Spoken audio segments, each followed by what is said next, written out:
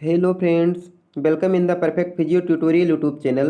मैं भुवनेश्वर और आपके लिए लेकर आया हूँ एक new topic, Zika virus disease with its prevention and management. आज जीका वायरस डिजीज के बारे में हम डिटेल में डिस्कशन करेंगे, क्योंकि आजकल हमें जीका वायरस के केसेस बहुत ज़्यादा देखने को मिल रहे हैं। अगर हम जीका वायरस की बात करें तो एक सिंगल स्टैंडर्ड आरएनए वायरस है जो कि फ्लेविवायराइडी फैमिली से बिलोंग करता है। इसका जीनस है फ्लेविवायरस।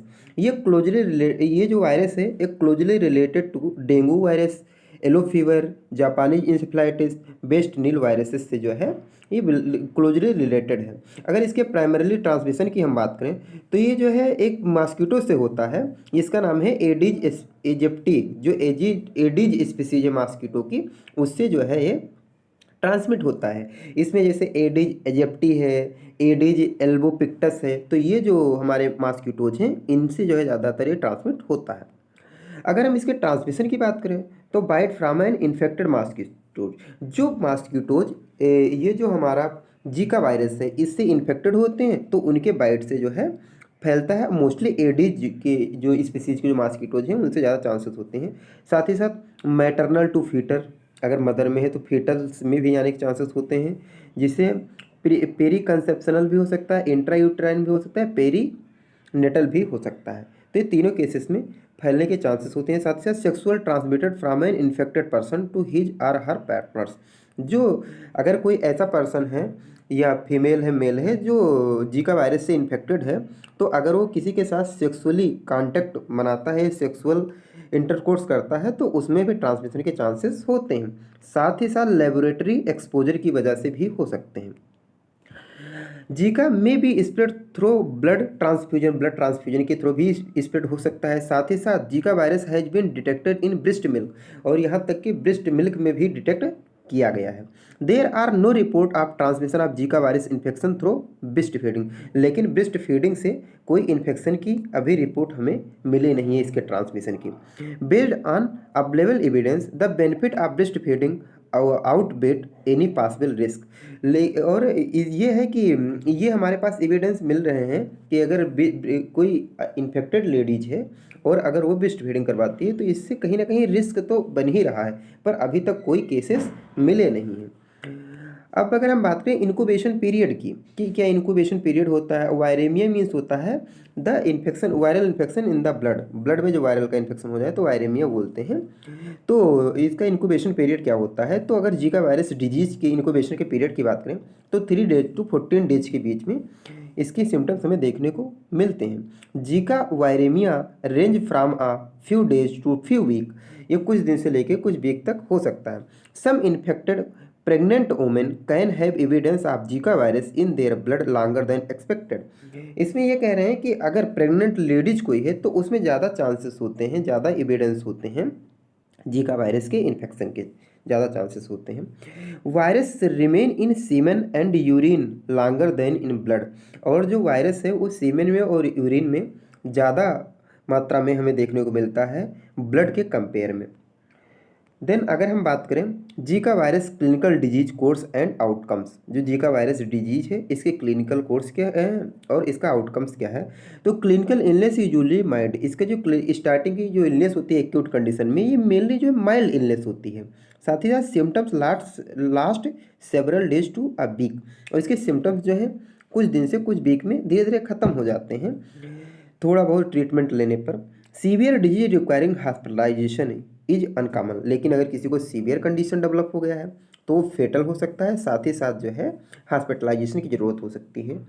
साथ ही साथ जो फेटलिटी रेट है वो बहुत ज़्यादा रेयर है, ज़्यादातर लोग से इससे अभी तक इसके डेथ के केसेस बहुत कम ही मिले हैं। Research suggest that Guillain Barre syndrome is strongly associated with Zika virus, और जैसा कि एक न्यूरोलॉजिकल डिजीज है गुलियन बर्रे सिंड्रोम, जो कि ये पाया गया है रिसर्च में कि ये मोस्टली जो है जीका वायरस की वजह से होता है।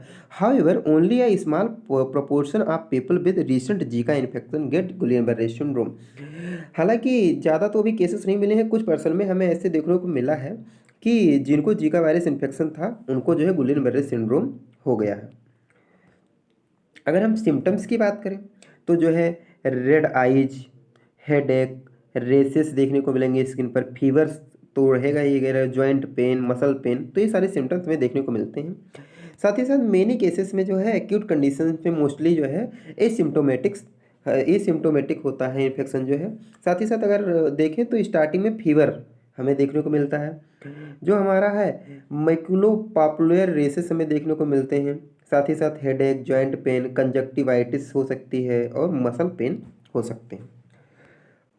अब अगर हम बात करें कि report clinical symptoms among confirmed Zika virus disease cases, जो जीका वायरस के केसेस मिले हैं उनकी अगर रिपोर्ट देखी जाए तो रिपोर्ट में ये पाया गया है कि मैकुलर या पॉपुलर पेपुलार जो रेसेस हैं वो जो है 90% केसेस में हमें देखने को मिले हैं। साथ ही साथ सब्जेक्टिव जो फीवर हमें देखने को मिला है वो भी 65 केसेस में देखने को मिले हैं। Arthralgia, conjunctivitis, myalgia, headache, retro orbital pain, oedema, vomiting, ये जो केसेस हैं हमें जो है परसेंट वाइज पेशेंट में देखने को मिले हैं कि ये सिम्टम्स में देखने को मिलते हैं। तो सबसे ज़्यादा जो है हमें पेपुलर रेसेस जो है स्किन रेस पर जो रेसेस हैं वो ज़्यादातर हमें देखने को मिले हैं 90% केसेस में। साथ ही साथ से फीवर जो है, एथ्रालजिया है, जॉइंट पेन, कंजक्टिवाइटिस, ये 65% 55% देखने को मिला है। Muscle pain 48%, then headache 45%। तो ऐसे सारे केसेस में हमें देखने को मिला है। साथ ही साथ अगर हम कंपेयर करें जीका वायरस, डेंगू वायरस और चिकनगुनिया में, तो अगर देखें तो फीवर जो है हमें लगभग तीनों में देखने को मिलता है, पर डेंगू और चिकनगुनिया में थोड़ा ज़्यादा हाई फीवर होता है। रेसेस जो है जीका वायरस में ज़्यादा देखने को मिलते हैं और चिकनगुनिया में, डेंगू में थोड़ा कम देखने को मिलते हैं। कंजक्टिवाइटिस की बात करें अगर, तो जीका वायरस में जो है कंजक्टिवाइटिस जो है प्रेजेंट होती है, पर डेंगू और चिकनगुनिया में ऐसा कुछ हमें देखने को नहीं मिलता है। अगर हम एथ्रेल्जिया की बात करें, जॉइंट पेन की बात करें, तो जो है हमें जीका वायरस में देखने को मिलता है। साथ ही साथ चिकनगुनिया में कुछ ज़्यादा ही देखने को मिलता है, डेंगू में थोड़ा कम देखने को मिलता है। अगर हम मस्कुलर पेन की बात करें तो जीका वायरस में थोड़ा कम, डेंगू में थोड़ा ज़्यादा और चिकनगुनिया में भी थोड़ा कम देखने को मिलता है। अगर हेडेक की बात करें तो जीका वायरस जो है उसमें थोड़ा कम, डेंगू में थोड़ा ज़्यादा और चिकनगुनिया में थोड़ा ज़्यादा देखने को मिलता है। अगर हेमरेज की बात करें तो जीका वायरस में थोड़ा बिल्कुल भी नहीं, और डेंगू में तो होता ही होता है और चिकनगुनिया में नहीं होता है।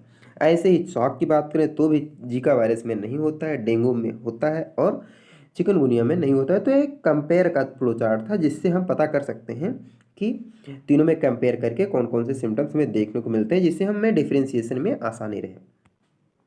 अब हम डायग्नोसिस और टेस्टिंग की अगर बात करें जीका वायरस के, तो सबसे पहले एसेसिंग प्रेग्नेंट वुमेन, क्योंकि ये प्रेग्नेंट वुमेन में ज़्यादा रिस्क होता है जीका वायरस के इन्फेक्शन की, ये चिल्ड्रन में भी। तो all pregnant women should be asked at each prenatal care visit if they had possible exposure to Zika before and during their current pregnancy। क्योंकि जो भी लेडीज आएंगी प्रीनेटल केयर के लिए विजिट जब करें तो उनसे ज़रूर ये बात पूछनी है कि उनको प्रेजेंट में या जीका वायरस का एक्सपोजर हो तो नहीं चुका है। अगर ऐसा पॉसिबल एक्सपोजर है तो recently travel to or residence in an area with risk of Zika during their pregnancy or peri conceptional period. Means इसमें ये कह रहे हैं कि अगर ऐसा कुछ है जहाँ पर वो रहती हैं, जिस रास्ते से आते हैं जीका वायरस के केसेस अगर ऐसे मिल रहे हैं तो उनको वो चीज़ अवॉइड करना है। और एक टर्म इसमें आया है peri conceptional period, the 6 week before last menstrual period or 8 week before conception. Conception से के बाद जो है 8 वीक तक का जो पीरियड होता है उसे हम पेरी कंसेप्शनल पीरियड बोलते हैं। तो इसमें जो है अवॉइड करना है क्योंकि इसमें रिस्क होते हैं जीका वायरस के इन्फेक्शन के। Sex without a condom with a partner who has travel to or lives in an area with risk of Zika. अगर मान लीजिए कोई किसी के साथ सेक्सुअल इंटरकोर्स बना रहा है तो उसको कोई ना कोई कंट्रासेप्टिव डिवाइस का यूज करना है, लाइक कंडोम। अदरवाइज सेक्स क्योंकि अगर ऐसा कोई व्यक्ति है जो उसका पार्टनर है ऐसे एरिया में रह रहा है जहाँ पर जीका वायरस के इन्फेक्शन के चांसेस ज़्यादा हैं, तो अगर उसके अंदर रिस्क है तो उससे थोड़ा बच के रहना है। साथ ही साथ अगर हम बात करें who test for Zika, Zika virus के लिए हम किसका टेस्ट करते हैं, तो any with possible Zika virus is exposure who has or recently experience symptom of Zika. हमें हर उस व्यक्ति का टेस्ट करना है जो या तो जीका वायरस का एक्सपोजर हो चुका हो उस पर, या फिर वो उसके अंदर ऐसे सिम्टम्स दिख रहे हों जो जीका वायरस के हो सकते हैं, तो उसका हमें टेस्ट करना है। साथ ही साथ symptomatic pregnant women with possible Zika virus exposure, अगर प्रेग्नेंट लेडीज है तो उसमें भी हमें उसका भी टेस्ट करना है अगर उसमें देखने को मिल रहे हैं जीका वायरस के सिम्टम्स। साथ ही साथ asymptomatic pregnant women with ongoing possible Zika virus exposure, अगर एसिम्टोमेटिक भी प्रेग्नेंट वुमेन है पर ऐसी एरिया में ऐसे लोकेशन में वो रह रही है जहाँ पर जीका वायरस के एक्सपोजर हैं, तो भी हमको हमको उसका टेस्ट जो है करना है। Pregnant women with possible Zika virus exposure who have a fetus with prenatal ultrasound finding consistent with congenital Zika viral infection, और मान लीजिए किसी ने अल्ट्रासोनोग्राफी करवाया, अल्ट्रासाउंड करवाया, जिसमें हमें जो फीटस है उसमें Zika congenital Zika virus infection देखने को मिल रहे हैं, तो उसका तो टेस्ट करना ही करना है। अब हम डायग्नोसिस में क्या करते हैं, डायग्नोसिस जो टेस्टिंग होती है उसमें क्या करते हैं। Zika virus infection can often be diagnosed by performing RNA nuclear acid testing, जो NAT होता है, नेट, ये हम करते हैं, means RNA nucleic acid testing जो है हम करते हैं। तो इसमें क्या होता है न्यूक्लिक एसिड टेस्टिंग में, और साथ ही साथ आन सीरम का, और साथ ही साथ यूरिन टेस्टिंग भी करते हैं, होल ब्लड टेस्ट कर सकते हैं, से CSF का टेस्ट करते हैं, एमनियाटिक फ्लूइड का टेस्ट कर सकते हैं। तो इससे जो है हमें पता चल सकता है।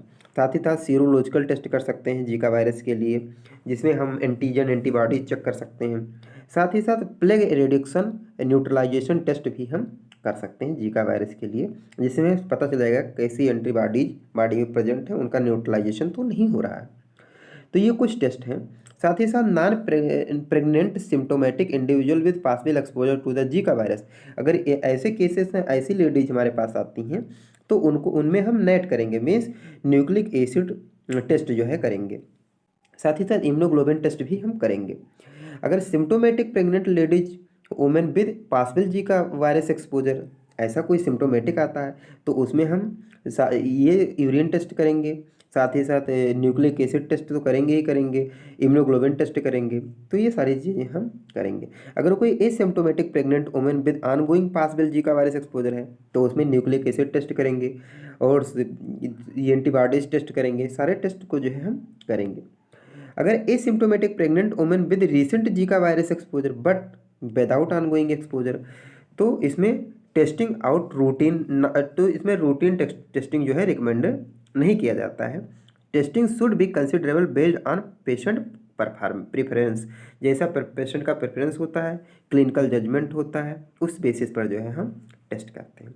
साथ ही साथ pregnant women with possible Zika virus exposure who have a fetus with prenatal ultrasound finding consistent with congenital Zika virus infection, ऐसा है कि लेडीज की अल्ट्रासाउंड में हमें देखने को मिला है महिला के कि जो फीटस है उसमें कंजेनाइटल जीका वायरस इन्फेक्शन है, तो उसमें हम जो है न्यूक्लिक एसिड टेस्ट कर देते हैं और इम्यूनोग्लोबिन टेस्ट करके हम चेक करते हैं।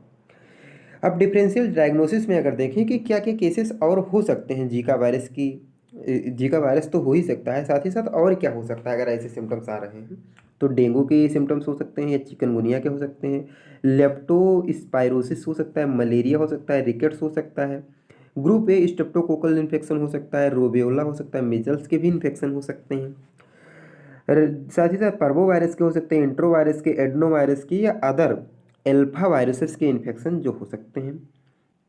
तो ये सारी चीज़ें हमें देखने को मिल सकती हैं, लेकिन इसमें जो है मोस्टली केसेस में हमें इस आजकल जो है जीका वायरस ही देखने को मिलेगा। अब हम बात करते हैं जीका वायरस एंड प्रेगनेंसी, क्योंकि ये प्रेग्नेंट लेडीज में ज़्यादा रिस्क होता है, तो इससे क्या रिलेशन है देखते हैं। Zika and pregnancy. Knowledge about Zika virus is increasing rapidly, and researchers continue to work to better understand the extent of Zika virus impact on mother, infant and child. तो जो रिसर्चर हैं वो आजकल ज़्यादा work कर रहे हैं कि जीका वायरस का क्या इम्पैक्ट पड़ता है मदर पर, इन्फेंट पर एंड चाइल्ड पर जो है क्या इम्पैक्ट पड़ता है। No reports of infant getting Zika through breast feeding, लेकिन इसकी अभी तक कोई रिपोर्ट नहीं मिली है कि ब्रेस्ट फीडिंग की वजह से जो है जीका वायरस के इन्फेक्शन इन्फेंट पे देखने को मिले। साथ ही साथ no evidence that previous infection will affect future pregnancies, और ये भी हमें कोई रिपोर्ट अभी तक नहीं मिली है कि प्रीवियस जो इन्फेक्शंस हैं और फ्यूचर की प्रेगनेंसीज को अफेक्ट कर रहे हैं। Clinical management of A pregnant women with suspected Zika virus infection, अगर किसी लेडीज को है तो उसके लिए हम क्या मैनेजमेंट कर सकते हैं? कंसीडर सीरियल फीटल अल्ट्रासाउंड, तो हमें एवरी 3 to 4 वीक पर सीरियल फीटल अल्ट्रासाउंड करवाना है। Assess fetal anatomy, particularly fetal neuro anatomy and monitor growth closely, तो हमें पर्टिकुलरली न्यूरो एनाटमी और ग्रोथ जो है मॉनिटर करना है। Given the length of time for the detection of prenatal और माइक्रोसिफेली, और साथ ही साथ हमें प्रीनेटल माइक्रोसिफेली को भी मेजर करना है। Pre natal ultrasound should include a detail fetal anatomy, particularly neuroimaging to detect brain or structure abnormality that might occur before microcephaly। तो हमें मेनली फेटस में जो भी एबनॉर्मलिटी जा रही हैं उसको हमें डिटेक्ट करते रहना है अल्ट्रासाउंड के थ्रू, और माइक्रोसिफेली को भी देखते रहना है। हालांकि ये जो है माइक्रोसिफेली से पहले ही एबनॉर्मलिटी आ जाती है। अब हम देखते हैं इवेल्युएट कैसे करते हैं। Evaluation and follow up of infant with confirmed or possible Zika infection, अगर किसी इन्फेंट में ऐसा हमें इन्फेक्शन देखने को मिलता है, कन्फर्म्ड है, पॉसिबल है, तो उसमें हम क्या फॉलो करते हैं। सबसे पहले Zika virus infection during pregnancy is a cause of microcephaly, अगर प्रेगनेंसी में जीका वायरस का इन्फेक्शन हो रहा है तो उससे माइक्रोसिफेली हमें देखने को मिलती है, और अदर बर्थ डिफेक्ट भी देखने को मिलते हैं। All infant born to mother with laboratory evidence of Zika infection during pregnancy should receive a comprehensive physical exam। तो इसके लिए अगर ऐसा हमें ऐसे बच्चे जो ऐसी मतलब इन्फेंट्स जैसे बेबीज ऐसे इन्फेंट्स जो जिनकी मदर को जीका वायरस का इन्फेक्शन हो चुका है प्रेगनेंसी के टाइम, तो उनमें हम फिजिकल एग्जामिनेशन करते हैं, और साथ ही साथ उनमें जो है कंजेनिटल जीका सिंड्रोम भी डेवलप होने के चांसेस होते हैं, और इससे जो है बहुत सारे बर्थ डिफेक्ट हमें देखने को मिलते हैं। अगर हम देखें कंजेनिटल जीका सिंड्रोम क्या होता है, तो is associated with 5 type of birth defect, तो इसमें 5 टाइप के बर्थ डिफेक्ट हमें देखने को मिलते हैं। जैसे अगर हम बात करें तो ये जो बर्थ डिफेक्ट हैं तो either not seen or occur rarely with infection during pregnancy, या तो कभी कभी सीन ही नहीं होते या कभी कभी हमें देखने को भी मिलते हैं। तो 5 टाइप से कौन से डिफेक्ट है बर्थ डिफेक्ट। तो सीवियर माइक्रोसिफेली, इसमें क्या होता है, हेड का साइज जो है बहुत स्मॉल होता है बॉडी के कंपेयर में, रिजल्टिंग इन ये पर्टिकुलरली कोलैप्स स्कल, क्योंकि इसमें स्कल जो है कोलैप्स कर जाता है। साथ ही साथ डिक्रीज्ड ब्रेन टिश्यू, इसमें ब्रेन टिश्यू भी डिक्रीज हो जाते हैं। साथ ही साथ damage to the back of the eyes, और आई की जो बैक एरिया है वो भी डैमेज हो जाती है। लिमिटेड रेंज ऑफ मोशन, जैसे कि क्लब फुट या सीटी भी देखने को मिलता है। टू मच मसल टोन, और इसमें मसल बहुत ज़्यादा टाइट होती है, मीन्स मसल में टोन बहुत ज़्यादा होता है। अब अगर हम बात करें definite congenital microcephaly for live birth, birth में माइक्रोसिफेली क्या, तो जैसा कि इमेज में आपको बेबी विद माइक्रोसिफेली देखने को मिल रहा है। Head circumference at birth is less then the 3rd% for the gestational age and sex, जो एज और सेक्स के बेसिस पर अगर हम कंपेयर करें तो 3rd% जो है हमें देखने को मिलता है, less than 3rd%। If head circumference is not available, अगर नहीं है तो हम क्या करते हैं, head circumference is less than 3rd% for age and sex with the first 6 weeks of life, तो हमें फर्स्ट स्टार्टिंग के 6 वीक जो होते हैं उसमें हमें ये देखने को मिलता है। Definite congenital microcephaly for still birth and early termination की अगर हम बात करें तो head circumference at delivery is less than 3% for gestational age and sex, जो जेस्टेशनल एज और सेक्स के बेसिस पर हम देखते हैं तो उसमें हमें लेस देन 3% देखने को मिलता है। तो ये हमारा रहा माइक्रोसिफेली, कंजेनिटल माइक्रोसिफेली का। और साथ ही साथ अगर possible congenital microcephaly for live birth के लिए देखें अगर, तो उसमें less than 3rd% for age and sex beyond 6 week of the life, 6 week जो लाइफ की है उसमें हमें देखने को मिलता है। साथ ही साथ possible microcephaly for all birth outcome के लिए, इसमें हमें क्या होता है, माइक्रोसिफेली जो है या सस्पेक्टेड जो है प्रीनेटल अल्ट्रासाउंड में जो सस्पेक्टेड की जो है एब्सेंट अगर हमें देखने को मिल रहा है, मीन्स जो हम मेजरमेंट हेड का सर्कमफेरेंस का मेजरमेंट देख रहे हैं तो हमें एब्सेंट अगर मिल रहा है तो उसमें देखने को मिलता है। अब अगर हम बात करें मेजरिंग हेड सर्कमफेरेंस अगर देखेंगे तो जैसे कि यहाँ baby with typical head size, baby with microcephaly और बेबी विथ सीवियर माइक्रोसिफेली, जैसे कि आपको हेड के साइज को देख के पता चल रहा है।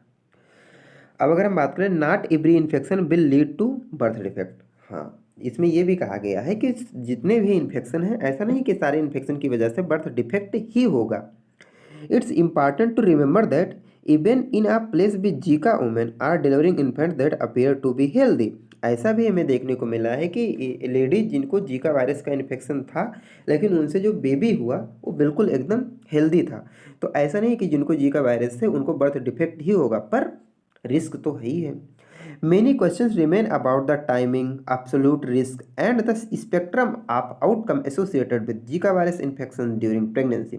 इसके बहुत सारे रीजन और भी हो सकते हैं, जैसे टाइमिंग का हो सकता है, रिस्क फैक्टर्स जो है उनकी वजह से हो सकता है, जो स्पेक्ट्रम आउटकम है जीका वायरस से एसोसिएटेड इन्फेक्शन में, वो भी हमें दिक्कत पैदा कर सकते हैं। साथ ही साथ more lab testing and other studies are plan to learn more about the risk of Zika virus infection during pregnancy. और बार बार लैब जाना, बार बार चेकअप करवाना, तो इससे भी जीका वायरस के इन्फेक्शन के चांसेस के रिस्क होते हैं। Infant of mother with potential maternal exposure to Zika. तो इसमें क्या होता है, infant born into potentially expose mother who were not tested before delivery. अगर ऐसी कंडीशन है तो बिना डिलीवरी के पहले जो है हम टेस्ट नहीं कर सकते। Infant with negative testing but with ongoing maternal possible Zika virus exposure.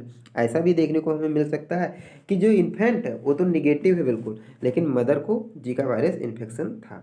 Infant with negative test result on is specimen collected before 12 week less than 12 week after exposure. तो ये भी हमें देखने को मिल सकता है। साथ ही साथ infant of mother with potential maternal exposure to Zika virus की अगर देखें तो इसमें ये बताया गया है कि infant of mother with potential maternal exposure to Zika should receive the following initial evaluation as part of routine paediatric care. जो रूटीन पीडियाट्रिक केयर होता है उसमें भी जीका वायरस की जो सिम्टम्स हैं वो हमें बच्चों में देखने हैं कि ऐसा तो नहीं बच्चों में आ रहे हैं, कोई बच्चों को प्रॉब्लम तो नहीं हो रही है। साथ ही साथ उनका चेकअप जो है करवाते रहना है। डिपेंडिंग ऑन पोटेंशियल एक्सपोजर के डिपेंड पर जो है फर्दर इवेल्युएशन में भी वारंटेड, जैसे हेड अल्ट्रासाउंड है, ऑप्थेल्मोलॉजिक असेसमेंट है, ये सारी चीज़ें हम करते रहेंगे। साथ ही साथ अगर देखें तो इसमें जो है इवेल्युएशन और टेस्टिंग के लिए हम क्या करेंगे, सबसे पहले mother with laboratory evidence of Zika virus infected during pregnancy. अगर प्रेगनेंसी के टाइम मदर को जीका वायरस का इन्फेक्शन हमें सस्पेक्टेड पाया जाता है तो उस कंडीशन में क्या करते हैं, परफॉर्म या comprehensive physical exam on infant head ultrasound. Infant का जो है फिजिकल एग्जामिनेशन देखते हैं, जैसे head ultrasound, standard newborn hearing assessment and infant Zika virus laboratory testing करवाते हैं। तो इसमें दो तरह से हमें देखने को मिलता है, एक infant with finding consistent with congenital Zika virus syndrome, और सेकंड देखने को मिलता है infant without finding consistent with congenital Zika virus syndrome. तो ये दो चीज़ें हमें देखने को मिलती हैं। अगर हम बात करें infant with finding consistent with congenital Zika virus syndrome, तो इसमें इनिशियल जब इवेल्युएट करते हैं तो इसको भी दो स्टेप में करते हैं। Infant with laboratory confirmed or probably congenital Zika virus syndrome, और या फिर infant negative or congenital Zika virus syndrome, मतलब इन्फेंट जो है वो निगेटिव है पर जीका वायरस सिंड्रोम हमें देखने को मिलता है एक पॉजिटिव में। जो पॉजिटिव में है उसको हम आउट पेशेंट मैनेजमेंट का जो प्रोटोकॉल है उसे फॉलो करते हैं। जो निगेटिव है continue to evaluation for other causes. जो कंजेनाइटल एबनॉर्मलिटीज है उसके लिए जो अदर काजेज हो सकते हैं उनको हम फिर इवेल्युएट करते हैं। अगर हम without finding consistent with congenital Zika virus syndrome की अगर बात करें तो इसमें इन्फेंट की लेबोरेटरी टेस्टिंग करते हैं, और उसमें अगर हमें कंफर्म केस मिल रहे हैं तो रूटीन न्यूबॉर्न जैसे केयर है उसको हम परफॉर्म करते हैं। साथ ही साथ आउट पेशेंट मैनेजमेंट प्रोटोकॉल जो है फॉलो करते हैं। अगर निगेटिव है तो अदर रूटीन टेस्ट जो है हम करते हैं जिससे कि कंजेनाइटल एबनॉर्मलिटीज का पता चल सके। अगर हम बात करें recommended consultation for initial evaluation and management of infant affected with Zika virus, अगर इन्फेंट में जीका वायरस है तो किससे कंसल्ट करना चाहिए, तो सबसे पहले हमें न्यूरोलॉजिस्ट से जो है कंसल्ट करना चाहिए। Determine for appropriate neuro imaging and evaluation, जो हमारे ब्रेन की इमेजिंग है जैसे MRI CT स्कैन जो भी हम ब्रेन का करवाते हैं उससे हम देखते हैं। साथ ही साथ न्यूरोलॉजिस्ट को हम दिखाएंगे तो जो है अपना व्यू दे के बताएंगे कि हमारा जो है जो नर्वस सिस्टम है वो कितना डेवलप हो पाया। साथ ही साथ इन्फेक्शियस डिजीज जो स्पेशलिस्ट होते हैं उनसे भी कंसल्ट करते रहना है कि कंजेनाइटल इन्फेक्शन तो नहीं है। ऑप्थेल्मोलॉजिस्ट को भी दिखाना है जिससे कि हमें जो है आप जो हमारे ऑप्थेल्मो मीन्स कम्प्रिहेंसिव आइज एग्जाम जो है वो करते रहेंगे, जिससे कि हमें जो है आई के बारे में डिटेल में पता रहे। साथ ही साथ एंडोक्राइनोलॉजिस्ट को भी दिखाना है कि पिट्यूटरी जो ग्लैंड है उससे सिक्रीशन हो रहा है, नहीं हो रहा है, कैसा हो रहा है। साथ ही साथ क्लिनिकल जेनेटिस्टिक्स को भी दिखाना है कि जो एनामलीज है, माइक्रोसिफेली या एनामलीज जो है, उनको जो है उनके बारे में हमें जानकारी लेते रहना है। अब कंसिडरेशन फॉर कंसल्टेशन के लिए क्या क्या, तो जैसे इसके लिए जैसे हमने पहले बता दिया, कंसल्टेशन के लिए जैसे orthopaedics, physiatrist, physical therapist for the management of hypertonia, club foot, arthrogrypotic like conditions जो है, इसके लिए हमें इनसे हम मिलते हैं। साथ ही साथ अगर pulmonologist, otolaryngologist for concern about aspiration के लिए हम इनसे मिलते हैं। लैक्टेशन स्पेशलिस्ट, न्यूट्रिशनिस्ट, गैस्ट्रोइंट्रोलॉजिस्ट और स्पीच थेरेपिस्ट, ऑक्यूपेशनल थेरेपिस्ट जो है, तो फीडिंग पर अगर इशूज है तो इनसे मिलते हैं। तो ये हमारे इशूज के अकॉर्डिंग जो है मिलते हैं। Perform auditory brain response, ABR को जो है हम चेक करते हैं टू एसेस हियरिंग को एसेस करने के लिए। साथ ही साथ perform complete blood count and metabolic panel including liver function test, तो इसे जो मेटाबॉलिक एक्टिविटीज हैं, CBC है, ये सारी चीज़ें हम चेक करते हैं। Provide family and supportive service भी प्रोवाइड करते हैं। अब हम बात करें कि जो हमने एक और रिस्क फैक्टर की बात की थी कि सेक्सुअल ट्रांसमिशन की वजह से भी जो है इसके इन्फेक्शन के चांसेस होते हैं, तो उसके बारे में अगर हम देखें तो इसमें बताया गया है Zika can be passed through sex from a person who has Zika to his or her sex partner. अगर किसी पर्सन को जीका वायरस से का इन्फेक्शन है या उससे रिस्क है तो उसके पार्टनर को भी हो सकता है after sexual contact. Sexual exposure include sex without a condom with a person who travelled or live in a area with risk of Zika. अगर ऐसा कोई पर्सन है जो ऐसे एरिया में रह रहा है जहाँ पर जीका का एक्सपोजर बहुत ज़्यादा है, या फिर उसको उस एरिया में उससे होते आया है, होते हुए उन लोगों के बीच से आया है जहाँ पर जीका वायरस का इन्फेक्शन था, तो उसको भी रिस्क है। तो इसकी वजह से जो उसके पार्टनर को हो सकता है जीका वायरस का इन्फेक्शन अगर वो उससे सेक्सुअल कॉन्टैक्ट बनाता है, तो इस दौरान ऐसे पर्सन को सेक्सुअल कॉन्टैक्ट बनाते समय कंडोम का यूज करना चाहिए। साथ ही साथ तो इसमें यही चीज़ें बताई गई हैं। अब अगर हम बात करें तो इसमें यह बताया गया है कि व्हाट वी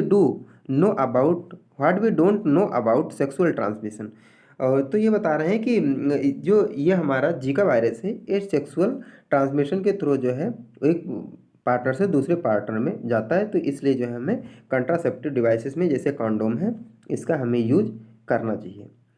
अब अगर हम बात करें कि जो है प्री कंसेप्शनल गाइडलाइन क्या है, तो asymptomatic couple interested in conceiving, तो इनको क्या करना चाहिए, टेस्टिंग इज नॉट रिकमेंडेड, निकलेट कोई टेस्टिंग रिकमेंड नहीं की जाती है। अगर इनमें केवल ब्लड टेस्ट किया जाता है उस उन्हीं से जो एंटीबॉडीज प्रेजेंट होती हैं उन्हीं से पॉजिटिव निगेटिव बता दिया जाता है। इन और 100% जो है एक्यूरेट टेस्ट जो है नहीं होता है इनके लिए कोई भी। अगर बात करें couple interested in conceiving who live in or frequent travel or area with risk of Zika, अगर ऐसे कोई पार्टनर है जिनको जीका का मतलब जो कंसीव करना चाहते पर वो ऐसे एरिया में रह रहे हैं जहाँ पर जीका का रिस्क है, तो उनमें क्या है कि रिप्रोडक्टिव लाइफ प्लान पूरा उनको चेक करना है। साथ ही साथ इन्वायरमेंटल रिस्क ऑफ एक्सपोजर कितना है ये देखते हैं।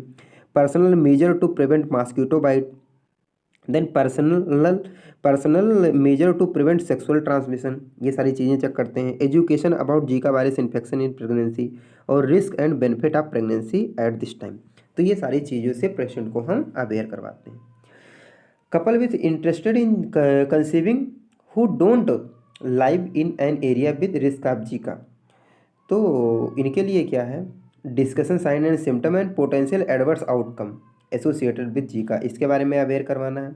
Wait at least 2 month after last possible exposure, जो एक्सपोजर हुआ उससे 2 मंथ तक वेट करेंगे। Then if male partner was also expose, अगर ऐसा है कि मेल पार्टनर को इन्फेक्शन हुआ था तो फिर 6 मंथ तक हम वेट करेंगे।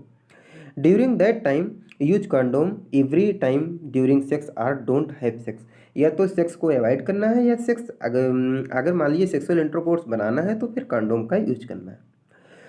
Then couple interested in conceiving don't who don't reside in an area with risk of Zika, तो इस कंडीशन में वेट एट लीस्ट 6 मंथ जो है वेट करना है, उसी के बाद जो है कंसीव करना है। ड्यूरिंग दैट टाइम अगर कोई सेक्सुअल इंटरकोर्स बनाता है तो फिर यहाँ पर बताया गया है कि उनको कंट्रासेप्टिव डिवाइस लाइक कंडोम का यूज करना है। तो यही चीज़ है। अब हम देखते हैं इन्फेक्शन कंट्रोल कैसे कर सकते हैं, हेल्थ केयर सेटिंग्स के थ्रू कैसे सेटिंग करें कि इन्फेक्शन को हम कंट्रोल कर सकते हैं, प्रिवेंस कर सकते हैं। सबसे पहले जो है स्टैंडर्ड प्रिकॉशंस को हमें फॉलो करना है। स्टैंडर्ड प्रिकॉशंस जो हमारी हैं उनको फॉलो करना है। Standard precautions should be use to protect health care professionals from all infectious disease transmission including Zika virus. तो इसमें कह रहे हैं कि अगर स्टैंडर्ड प्रिकॉशंस फॉलो कर रहे हैं तो जो हेल्थ केयर के प्रोफेशनल्स हैं वो खुद तो बच सकते हैं, साथ ही साथ पेशेंट को भी बचा सकते हैं। जैसे body fluid including blood, vaginal secretion, semen have been implicated in transmission of Zika, जिससे जीका वायरस के ज़्यादा चांसेस हैं उनको जो है इकट्ठा नहीं होने देना है, कलेक्ट नहीं होने देना है। साथ ही साथ occupational exposure that require evaluation including percutaneous exposure or exposure of non intact skin or mucous membrane to any of the following blood, body fluid, secretion and excretion. कुल मिला के इसमें ये कह रहे हैं कि जो जिससे ज़्यादा एक्सपोजर, जिससे ज़्यादा चांसेस हैं जीका वायरस के इन्फेक्शन के, उसके कांटेक्ट में आने से बचना है। Then labour and delivery setting, जो लेबर और डिलीवरी सेटिंग है उसको इस तरह से बनाना है कि वहाँ पर बिल्कुल भी सारी चीज़ें हाइजीनिक होनी चाहिए। मीन्स वहाँ पर किसी भी तरीके से कोई भी लापरवाही नहीं होनी चाहिए। तो अब इसके लिए व्हाट टू टेल पेशेंट को जीका वायरस के बारे में क्या बताना है, कैसे वो प्रिवेंट कर सकता है। तो हमें बोलना है अगर कोई लेडीज प्रेग्नेंट है, pregnant women should don't travel area with risk of Zika. अगर कोई लेडीज प्रेग्नेंट है तो उसको उस एरिया में जाने से मना करना है जहाँ पर जीका वायरस के ज़्यादा केसेस हमें देखने को मिल रहे हों, जहाँ पर जाने से रिस्क हो। If they must travel to area with risk of Zika, अगर वहाँ पर उनको ट्रेवल करना ही पड़ रहा है, they should protect themselves from mosquito bite. तो उनको अगर उस एरिया में वो जा रही हैं तो मॉस्किटो का बाइट से उनको जो है जा बिल्कुल पूरी तरह से बचना है। और सेक्सुअल ट्रांसमिशन जो है उस टाइम में जो है अवॉइड करना है। Women planning pregnancy should consider avoiding non essential travelling. और अगर कोई लेडी प्रेगनेंसी की प्लानिंग कर रही है तो उसको जो है नॉन इसेंशियल जो ट्रैवलिंग है उसको जो है अवॉइड करना है। Treating patient who test positive, अगर कोई पेशेंट ऐसा है जिसका टेस्ट पॉजिटिव आ गया है तो कैसे हम उसको ट्रीट कर सकते हैं। तो हालांकि अभी तक ना तो कोई जीका की मेडिसिन बन पाई है, ना ही कोई जो है वैक्सीन भी अभी तक तैयार हुई है एग्जैक्टली। तो इसमें हम सिम्टोमेटिक ट्रीटमेंट स्टार्ट करते हैं, जैसे रेस्ट है, drink fluid to prevent dehydration, साथ ही साथ take antipyretic drug to reduce fever, take to anti क्या कहते हैं take to analgesic drug to reduce pain. तो ऐसे ही एसिटामिनोफेन जिसे हम पैरासीटामॉल के नाम से जानते हैं उसको हम लेते हैं पेन को रिड्यूस करने के लिए। साथ ही साथ पेशेंट हु हैव जीका ऐसे पेशेंट जिनको जीका है तो protect from mosquito bite during the first week of illness, तो उनको मॉस्किटो बाइट से कम बचना है कम से कम फर्स्ट वीक तक। When Zika virus can be found in blood, अगर उनके ब्लड में है तो। साथ ही साथ the virus can be passed from an infected person to a mosquito through bite, और एक पर्सन इन्फेक्टेड पर्सन से मॉस्किटो में जा सकता है, इसलिए उनको मॉस्किटो बाइट से बचना ही बचना है। और साथ ही साथ an infected mosquito can spread virus to other people, और इन्फेक्टेड अगर मॉस्किटो हो गया तो जो अदर पर्सन में फैला भी सकता है, तो इसलिए उनको प्रोटेक्ट करके रहना है। अब कौन कौन से प्रिवेंटिव मेजरमेंट्स हैं जिनको हम अगर फॉलो अप करें तो जीका वायरस के इन्फेक्शन से बच सकते हैं। Wear long sleeve shirt and long pant, मतलब फुल शर्ट और फुल पैंट पहनना है। Stay and sleep in place with air conditioner and window and door screen to keep mosquito outside. Means ऐसी जगह पर हमें रखना है जहाँ पर मॉस्किटो ना आ पाए, वहीं पर हमें स्टे करना है, वहीं पर स्लीप करनी है। Take step to control mosquito inside and outside your home, और होम के इनसाइड होम के आउटसाइड जहाँ पर भी हमें मॉस्किटो को ऐसा करना है कि वहाँ पर मॉस्किटो ना आ पाए, मॉस्किटो इकट्ठा ना हो रह पाए। मीन्स पानी का अगर कहीं कलेक्शन हो रहा है तो उसको वहाँ से हटा देना है।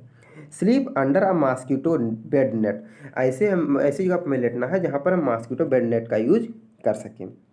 इसकी वजह से क्या होगा मॉस्किटो को हम जो है अपने पास आने से अवॉइड कर सकते हैं।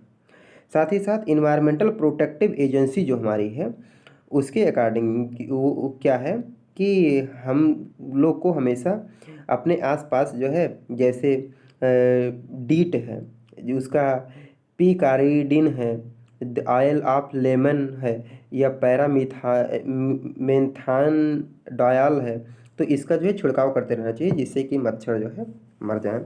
Always follow the product level instructions, और साथ ही साथ don't spray repellent on the skin under clothing, और स्किन या क्लॉथिंग पर जो है इनको नहीं स्प्रे करना चाहिए। साथ ही साथ if you are also using sunscreen, apply sunscreen before applying insect repellent, और साथ ही साथ जो है सन स्क्रीन का भी हम यूज करके कर सकते हैं। Don't use in don't use insects repellent on babies younger than 2 month old, और अगर बच्चे 2 मंथ से ज़्यादा मतलब 2 मंथ से कम के ओल्ड हैं, मतलब छोटे छोटे बेबीज हैं, तो उनमें जो है नहीं यूज करना चाहिए। Don't use product containing oil or lemon, ये चीज़ें जो है यंगर चिल्ड्रन में भी नहीं यूज करनी चाहिए जो 3 ईयर से कम है।